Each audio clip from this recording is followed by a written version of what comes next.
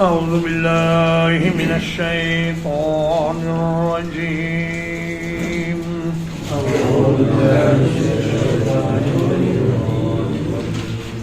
بسم الله الرحمن الرحيم.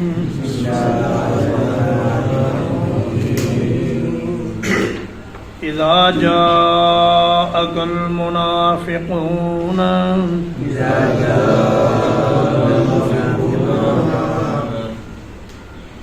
اے میرے پیغمبر جب منافق آپ کے پاس آتے ہیں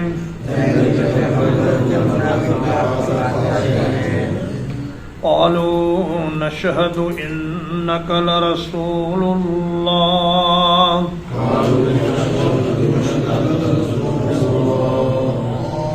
کہتے ہیں ہم گواہی دیتے ہیں کہ یقیناً آپ اللہ کے رسول ہیں.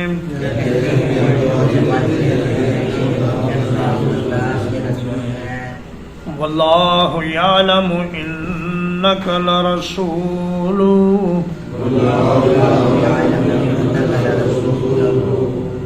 اور اللہ تعالیٰ خوب جانتا ہے کہ بلا شبہ یقیناً آپ اس کے رسول ہیں.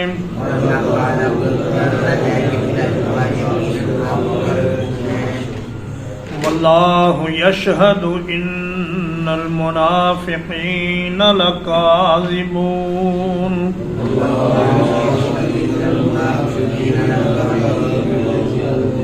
اور اللہ تعالیٰ گواہی دیتا ہے کہ بلا شبہ منافق لوگ یقیناً جھوٹے ہیں.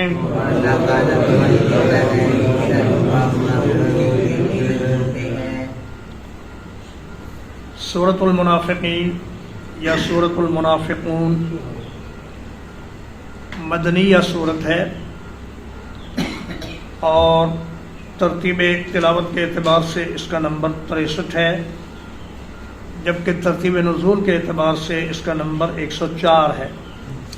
اس میں 11 آیات ہیں، 2 رکوعات ہیں، اور اس کا زمانہ نزول سن 6 ہجری شعبان کا مہینہ ہے. نبی صلی اللہ علیہ وسلم غزوہ بنی المصطلق سے واپس تشریف لا رہے تھے، یا تو راستے میں یہ صورت نازل ہوئی اور یا جب مدینہ پہنچے تو اس وقت یہ صورت نازل ہوئی.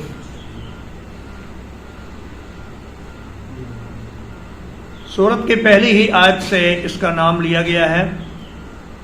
یہ صورت کا نام بھی ہے اور صورت کا عنوان بھی ہے. اس صورت کے نزول کا پس منظر یہ ہے کہ نبی صلی اللہ علیہ وسلم نے جب نبوت کا اعلان کیا تو اس کے چند برسوں بعد اوس اور خزرج کے لوگ اس بات پر متفق ہو گئے کہ بھئی ہم لوگ لڑ لڑ کے تھک گئے ہیں، اب ہمیں ایک آدمی کو اپنا سردار بنا لینا چاہیے. تو تاریخ میں پہلی بار ایسا ہوا کہ وہ کسی ایک آدمی پر متفق ہوئے جس کا نام عبداللہ بن ابی بن سلول تھا. یہ آدمی بڑا جسیم و عریض، بڑا طویل القامت اور سرخ و سفید رنگ والا، یعنی بڑی شاندار پرسنالٹی کا مالک تھا.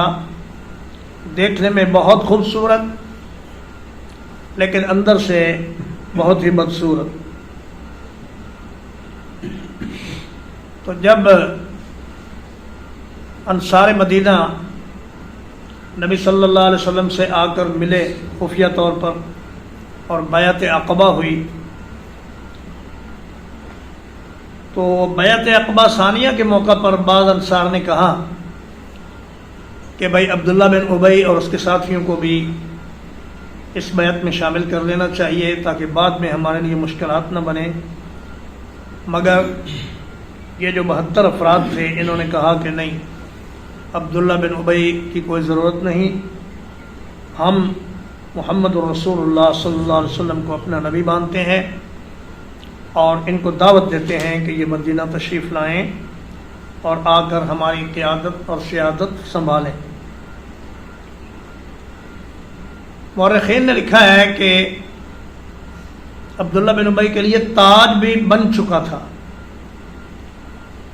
اور اس کا سارا کھیل بگڑ گیا جب نبی کریم صلی اللہ علیہ وسلم ہجرت کر کے مدینہ تشریف لائے۔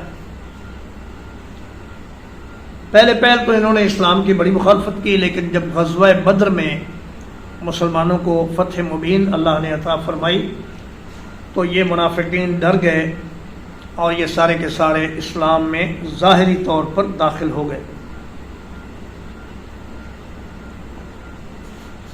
سن 2 ہجری میں غزوہ بدر کے بعد نبی صلی اللہ علیہ وسلم نے بنو قینقاع کا محاصرہ کیا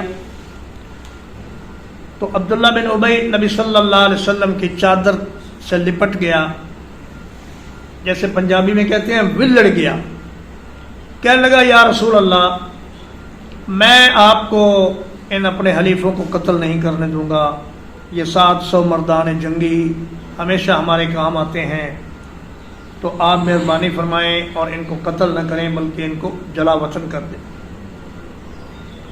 پھر غزوہ احد کا موقع آیا، کفار 3000 کا لشکر لے کر آئے اور نبی صلی اللہ علیہ وسلم کے پاس صرف 1000 کا لشکر تھا، لیکن اس میں سے بھی 300 آدمیوں کو لے کر عبداللہ بن ابی واپس چلا گیا اور بہانہ یہ بنایا کہ ہم نے تو کہا تھا مدینہ کے اندر رہ کر دفاع کیا جائے، ہماری بات نہیں مانی گئی اس لیے ہم واپس جا رہے ہیں۔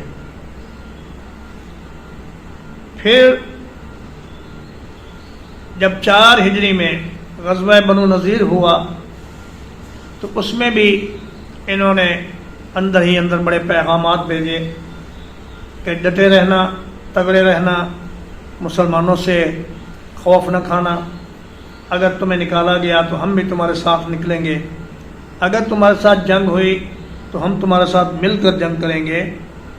لیکن ان کے سارے وعدے جھوٹے ثابت ہوئے اور بنو نذیر کو بھی جلا وطن کر دیا گیا۔ اسی طرح بنو قریظہ کے موقع پر ہوا اور غزوہ خیبر کے موقع پر ہوا، لیکن اللہ نے ہر مقام پر منافقین کو ذلیل و رسوا کیا۔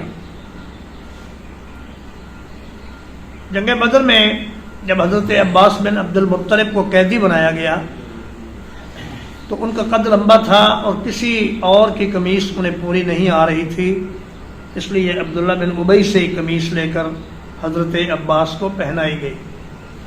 تو نبی صلی اللہ علیہ وسلم نے اس احسان کا بدلہ اتارنے کے لیے اپنی قمیص عبداللہ بن ابی کے کفن کے لیے عطا فرمائی اور کہا کہ اس کو میری قمیص پہنا کر قبر میں دفن کرو۔ غزوہ بنی المستلق سے واپسی کے بعد، جسے غزوہ مریسیع بھی کہتے ہیں، یہ ان کے چشمے کا نام ہے، ایک انصاری اور ایک مہاجر کا راستے میں کہیں جھگڑا ہو گیا۔ انصاری نے انصاریوں کو مدد کے لیے پکارا اور مہاجر نے مہاجرین کو مدد کے لیے پکارا۔ عبداللہ بن ابی کو موقع مل گیا، اس نے کہا دیکھو جی، یہ تمہارے ٹکڑوں پر پلنے والے مہاجرین آج تمہارے ہی گلے پڑ گئے ہیں اور تمہاری جان کو آ گئے ہیں۔ کہا لئن رجعنا الی المدینۃ لیخرجن الاعز منها الاذل، کہ اگر ہم مدینہ واپس گئے تو ہم عزت والے ان ذلیلوں کو مدینے سے نکال دیں گے۔ حضرت زید بن ارقم جو ایک چھوٹے بچے تھے، انہوں نے یہ بات سنی اور انہوں نے اپنے چچا کو بتائی، ان کے چچا نے نبی صلی اللہ علیہ وسلم کو بتائی۔ آپ نے فرمایا اے زید، کہیں تمہیں غلطی تو نہیں لگی؟ ہو سکتا ہے تمہیں وہم ہوا ہو۔ انہوں نے کہا یا رسول اللہ، میں نے اپنے کانوں سے سنا ہے۔ آپ نے عبداللہ بن ابی کو بلایا، وہ قسمیں کھا گیا، اللہ کی قسم یا رسول اللہ میں ایسی بات کہہ سکتا ہوں؟ تو نبی صلی اللہ علیہ وسلم نے اس کی بات پر یقین کر لیا اور زید بن ارقم بڑے رنجیدہ ہوئے اور اللہ سے دعا کی کہ یا اللہ تو مجھے سچا فرما۔ تو اللہ پاک نے یہ آیات نازل فرمائیں کہ یقولون لئن رجعنا الی المدینۃ لیخرجن الاعز منها الاذل، فرمایا زید سچا ہے، عبداللہ بن ابی جھوٹا ہے۔ تو یہ ایسا چرب زبان اور چال باز آدمی تھا کہ نبی صلی اللہ علیہ وسلم جب جمعہ پڑھانے کے لیے تشریف لاتے تو یہ ممبر پر پہلے کھڑے ہو جاتا اور کہتا لوگو یہ اللہ کے رسول ہیں، تمہارے درمیان بہت بڑی شخصیت ہیں، اللہ کی رحمت ہیں، ان کا کہنا مانو، ان کی حکم کی تعمیل کرو۔ تو غزوہ احد کے بعد بھی اس نے یہی کام کرنے کی کوشش کی، تو صحابہ نے اس کو پکڑ کر نیچے اتار دیا اور کہا کہ گھٹیا آدمی، تم یہ بات کہنے کے لائق نہیں ہو، لہذا تم مسجد سے نکل جاؤ۔ تو یہ لوگوں کی گردنیں پھلانگتا پھلانگتا مسجد سے نکل گیا۔ کسی نے کہا کہ او بے وقوف، جاؤ اللہ کے رسول سے مغفرت کی دعا کرا لو۔ تو کہنے لگا مجھے ان کی دعا کی کوئی ضرورت نہیں۔ تو اللہ پاک نے فرمایا اذا جاءک المنافقون، اے میرے حبیب جب یہ منافق لوگ آپ کے پاس آتے ہیں، قالوا نشہد انک لرسول اللہ، کہتے ہیں ہم گواہی دیتے ہیں کہ آپ اللہ کے رسول ہیں، واللہ یعلم انک لرسول، اللہ پاک کو خوب معلوم ہے کہ آپ واقعی اس کے سچے رسول ہیں، لیکن یہ منافق جھوٹے ہیں۔ منافق بات تو ٹھیک کہہ رہے تھے کہ انک لرسول اللہ، تو جھوٹے کیسے ہوئے؟ تو اہل علم نے اس کا جواب یہ دیا ہے کہ زبان سے تو وہ بات ٹھیک کہہ رہے تھے، لیکن ان کے دل میں کفر تھا، اور جو بات وہ کہہ رہے تھے چونکہ وہ اوپر اوپر سے کہہ رہے تھے، اور جب تک دل کی تصدیق ساتھ نہ ہو ایمان کا فائدہ نہیں، اس لیے اللہ پاک نے فرمایا کہ یہ جھوٹے ہیں۔ اتخذوا ایمانہم جنتا،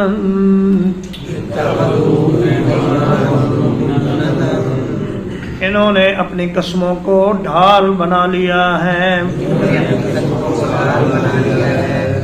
فصدوا عن سبیل اللہ،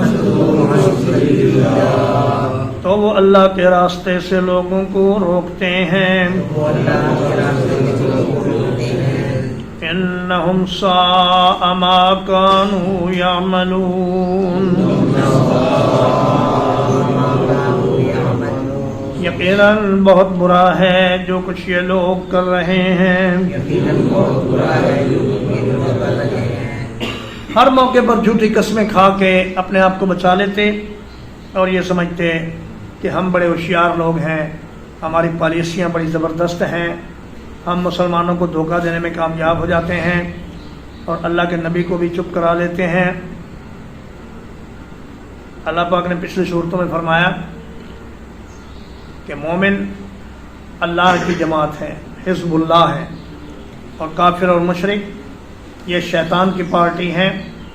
لیکن یہ جو منافقین ہیں یہ اصل دشمن ہے، آستین کے سانپ ہیں، گھر کے بھیدی ہیں، اور اسلام کو جتنا خطرہ ان سے ہے اتنا کسی اور سے نہیں۔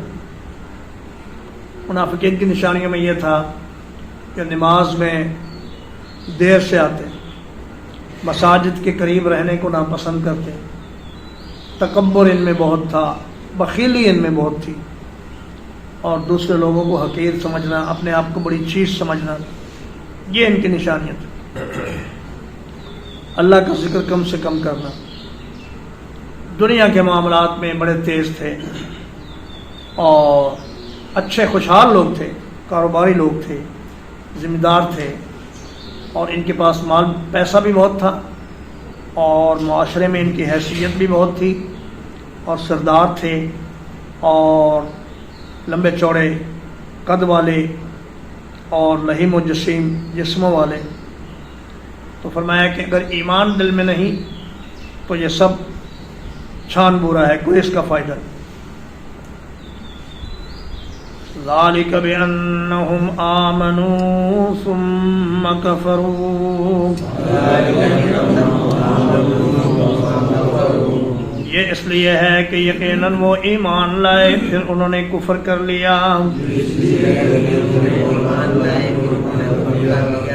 فَطُبِعَ عَلَىٰ قُلُوبِهِمْ، تو ان ان کے دلوں پر مہر کر دی گئی فہم لا یفقہون تو یقیناً وہ نہیں سمجھتے. فرمایا ایمان لائے پہلے تو اخلاص کے ساتھ ایمان لائے بعض منافق، لیکن پھر دنیا کے لالچ میں کفار سے ساز باز کرنے لگے اور اسلام کو اندر ہی اندر نقصان پہنچانے لگے. تو بظاہر یہ مسلمان تھے، نمازیں بھی پڑھتے تھے، زکوٰۃ بھی دیتے تھے، اور جہاں مال غنیمت ملنے کی امید ہوتی جہاد میں بھی جاتے تھے، لیکن اللہ نے فرمایا یہ کافر ہیں، یہ مسلمان نہیں ہیں. جب دل مسلمان نہیں تو پھر زبان سے مسلمان ہونے کا کوئی فائدہ نہیں. زبان سے کہہ بھی دیا لا الہ تو کیا حاصل، دل و نگاہ مسلمان نہیں تو کچھ بھی نہیں. وَإِذَا رَأَيْتَهُمْ تُعْجِبُكَ أَجْسَامُهُمْ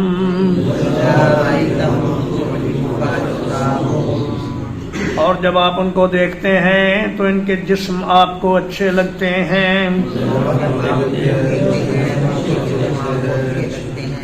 وَإِن يَقُولُوا تَسْمَعْ لِقَوْلِهِمْ اور اگر یہ بات کریں تو آپ ان کی بات کی طرف کان لگاتے ہیں. کأنہم خشب مسندہ گویا کہ یہ ٹیک لگائی ہوئی لکڑیاں ہیں. یحسبون کل صیحۃ علیہم ہر بلند آواز کو اپنے خلاف سمجھتے ہیں. ہم العدو یہی اصل دشمن ہیں. فاحذرہم آپ ان سے ہوشیار رہیں. قاتلہم اللہ اللہ انہیں ہلاک کرے. انا یؤفکون کہاں بہکائے جاتے ہیں. اور میں دو باتیں ان کی ظاہری ہیں اور دو مخفی ہیں. ظاہری باتیں تو اچھی ہیں، ایک تو یہ کہ ان کے جسم بڑے خوبصورت، قد بڑے اچھے ہیں، اور باتیں ان کی بڑی لچے دار ہیں. جب بات کرتے ہیں تو آدمی سنتا ہی چلا جاتا ہے، اتنی خوبصورت گفتگو کرتے ہیں. لیکن جو دو باتیں مخفی ہیں وہ یہ ہیں کہ کأنہم خشب مسندہ یہ بیکار لکڑیاں ہیں. جو کارآمد لکڑی ہوتی ہے اسے تو چھت میں یا دروازے میں یا کھڑکی میں یا کہیں اور استعمال کیا جاتا ہے، لیکن بیکار لکڑیوں کو دیوار کے ساتھ کھڑا کر دیا جاتا ہے. فرمایا کہ یہ معاشرے کا بیکار عنصر ہیں، ان سے اسلام کو کوئی فائدہ نہیں. اور فرمایا کہ یہ بدل پڑے ہیں. یحسبون کل صیحۃ علیہم جب کہیں خبر ملی کہ کفار حملہ کرنے لگے ہیں تو یہ کانپنے لگتے ہیں، یا اس ڈر سے کانپتے رہتے ہیں کہ کہیں ہماری منافقت کو ظاہر کرنے کے لیے اللہ پاک کوئی صورت نازل نہ فرما دے. فرمایا ہم العدو العدو خبر ہے تو اس پر الف لام آنے سے حصر کا مفہوم پیدا ہوا کہ اصل دشمن یہی ہے. کفار بھی دشمن ہیں لیکن وہ اتنے نقصان دہ نہیں جتنے یہ ہیں. فاحذرہم ان سے آپ چوکنا رہیں. قاتلہم اللہ اللہ انہیں برباد کرے. یہ بد دعا ہے. سوال یہ پیدا ہوتا ہے کہ اللہ کو بد دعا دینے کی کیا ضرورت ہے؟ اللہ تو ہر چیز پر قادر ہے اور جو چاہے کر سکتا ہے. تو مفسرین کرام فرماتے ہیں کہ اللہ بد دعا نہیں دے رہا بلکہ لوگوں کی بد دعا کو اللہ پاک نقل فرما رہا ہے کہ مسلمان ان کے بارے میں یہ کہتے ہیں کہ اللہ انہیں ہلاک کرے، اور اللہ پاک بھی یہی بات بیان فرما رہا ہے. انا یؤفکون یہ کدھر بہکائے جاتے ہیں کہ دین اسلام کے روشن شاہراہ کو چھوڑ کر یہ کفر و نفاق کے راہ پر چل پڑے ہیں. اب ان کا انجام یہ ہے کہ ان المنافقین فی الدرک الاسفل من النار ولن تجد لهم نصیرا، یہ جہنم کے سب سے نچلے طبقے میں ہوں گے اور کوئی ان کا مددگار نہیں ہوگا۔ میرے بھائیو، ہمیں بھی جائزہ لینے کی ضرورت ہے۔ ہم اگرچہ اعتقادی منافق تو نہیں ہیں، لیکن عملی نفاق ہمارے اندر بھی بہت آ گیا ہے۔ بات بات پہ جھوٹ بولنا، اللہ کا ذکر کم کرنا، نمازوں میں غفلت سے آنا، جماعت کا سلام پھر جائے تو اٹھ کر 1 یا 2 یا 3 رکعتیں پڑھنا، اور وعدہ خلافی کرنا، اور لڑائی جھگڑا ہو تو گالی گلوچ کرنا، یہ سب عمل نفاق کی علامات ہیں۔ اللہ پاک ہمیں محفوظ فرمائے۔ ترجمہ اقبال: اذا جاءك المنافقون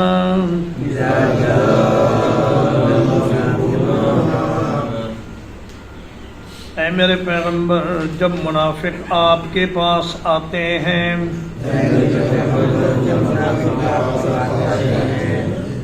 قالوا نشهد انك لرسول اللہ،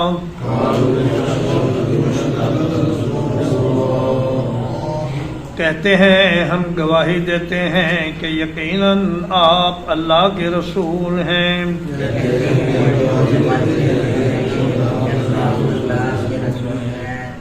واللہ یعلم انک لرسول،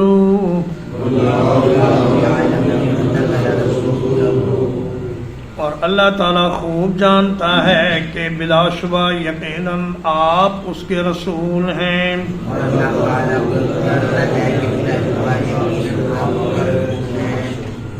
واللہ یشہد ان المنافقین لکاذبون،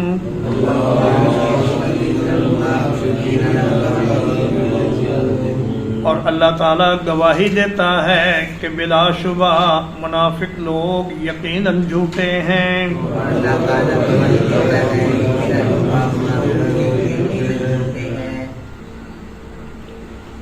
اتخذوا ایمانہم جنۃ،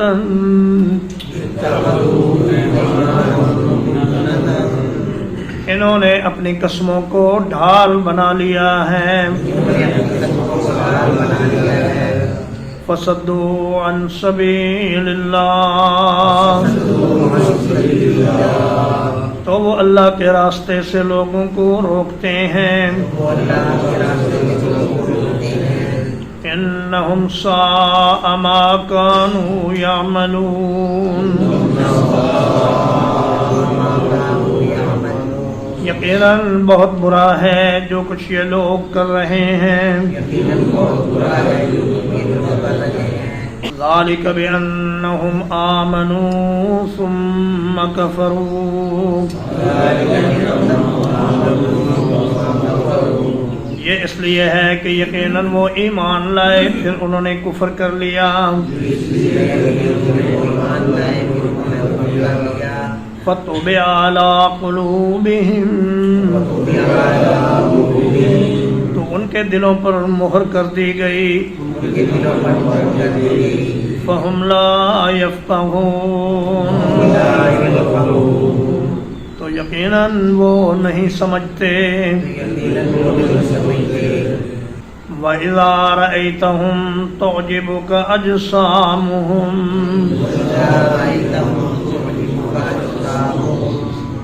اور جب آپ ان کو دیکھتے ہیں تو ان کے جسم آپ کو اچھے لگتے ہیں۔ وَإِن يَقُولُوا تَسْمَعْ لِقَوْلِهِمْ، اور اگر یہ بات کریں تو آپ ان کی بات کی طرف کان لگاتے ہیں۔ کأنہم خشب مسندہ، گویا کہ یہ ٹیک لگائی ہوئی لکڑیاں ہیں۔ یحسبون کل صیحۃ علیہم، ہر بلند آواز کو اپنے خلاف سمجھتے ہیں ہم العدو یہی اصل دشمن ہیں فاحذرہم آپ ان سے ہوشیار رہیں قاتلہم اللہ اللہ انہیں ہلاک کرے انا یؤفکون کہاں بہکائے جاتے ہیں وصلی اللہ علی نبینا محمد وآلہ وصحبہ اجمعین.